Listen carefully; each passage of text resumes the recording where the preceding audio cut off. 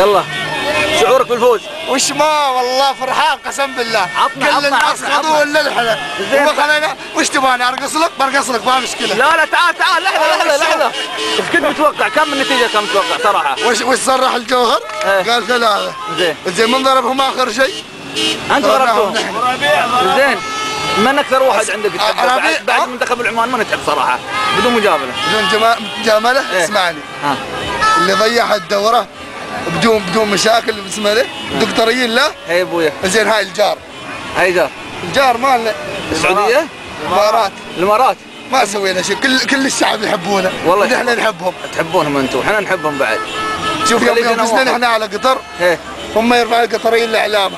احنا ما قلنا شيء. لكن هم مستوي يوم في الامارات حرقوا لنا علمنا.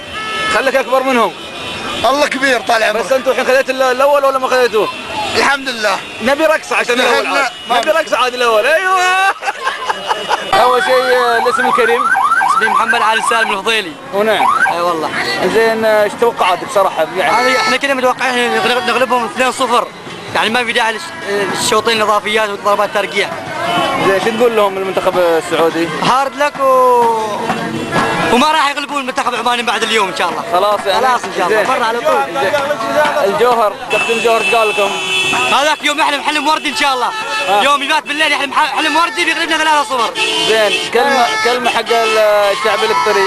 الشعب القطري والله اخواننا وفي قلوبنا ان شاء الله. وكلها يعني نحبكم. يعني نرتاح لكم اكثر من الدول الباقيه. يعني يكفي ان الكاس في نص يعني شعاره نص قطر ونص عمان. هذا فخر الحمد لله رب العالمين.